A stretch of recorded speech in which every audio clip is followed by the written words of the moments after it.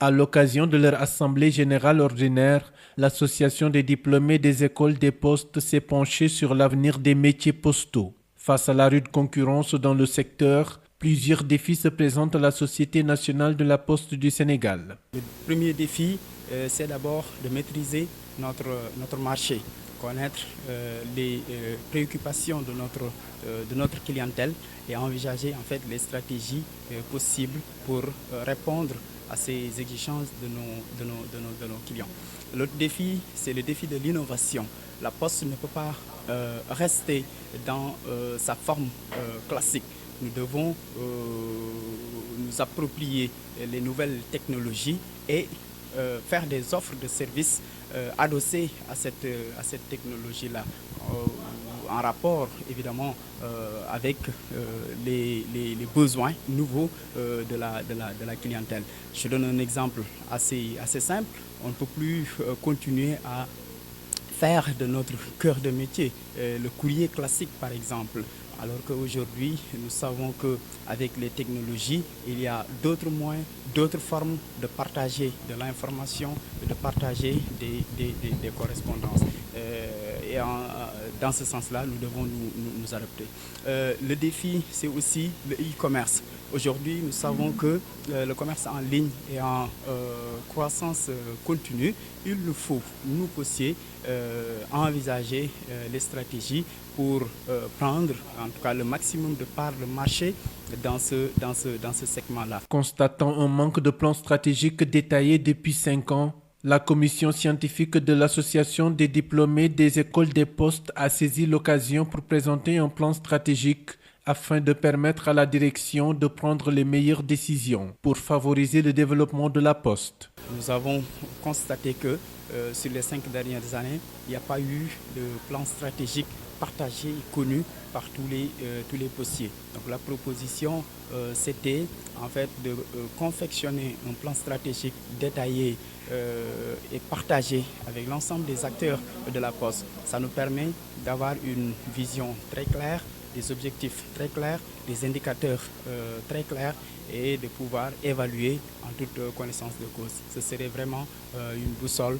qui nous permettrait vraiment de savoir où est-ce que nous sommes, où nous voulons aller et quel est le chemin que nous devons emprunter pour arriver à cette destination.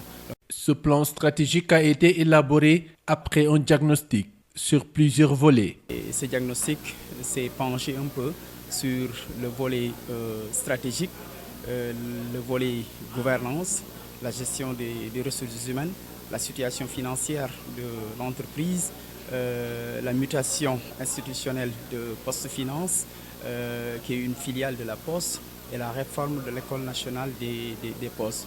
Donc c'est en fait un diagnostic pour chaque point, de faire l'état des lieux. En fait, quelles sont les difficultés fondamentales auxquelles la Poste est confrontée et quelles sont les stratégies de redressement que nous proposons.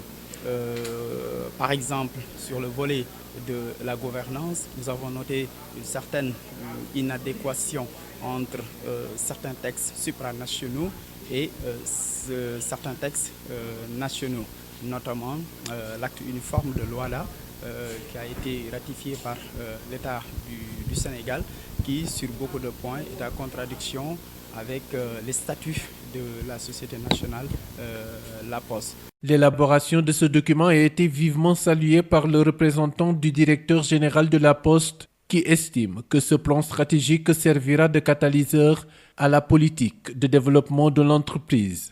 Je pense que ce diagnostic, ou plutôt ce document, cadre bien avec le contexte parce que ça coïncide à l'avènement d'un nouveau directeur général qui a besoin de savoir l'état des lieux. Et je pense que depuis que le DG a été nommé, il s'est employé à cet exercice, c'est-à-dire essayer de connaître profondément les problèmes de la Poste pour s'y attaquer. Et je pense que ce document-là constitue une contribution qui pourra servir de catalyseur au plan stratégique de développement qu'il est en train de mettre sur pied et qui devrait normalement être opérationnel et partagé par l'ensemble des postiers. Placé sous le thème « La Société nationale La Poste, état des lieux et stratégie de redressement », Les diplômés des écoles des postes ont fait part de leurs préoccupations sur l'effectif pléthorique du personnel du groupe La Poste et sur l'arrêt des recrutements par concours. Mais le représentant du directeur a rassuré l'ADEP en annonçant que des mesures seront prises dans une dynamique de redressement.